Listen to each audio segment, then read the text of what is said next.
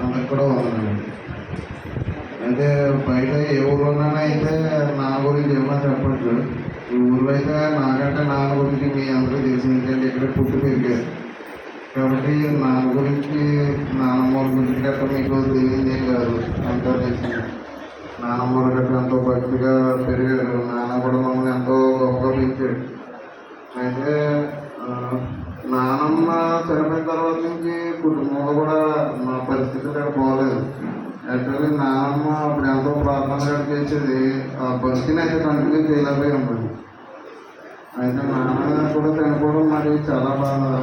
అది నాన్న చనిపోయాడే అయితే 11 నెలలు అయింది, కానీ ఏ రోజు కూడా నాన్నే తలుచుకోకుండా రోజు లేదు.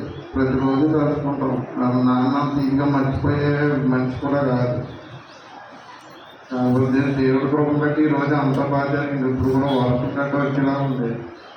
అయితే మా కోరికను మన్నించి మీరందరూ కూడా ఇక్కడికి వచ్చి మా మీద అభిమానం చూపించినందుకు మీ అందరూ కూడా పేరు పేరున వందనాలు తెలియజేస్తున్నాం.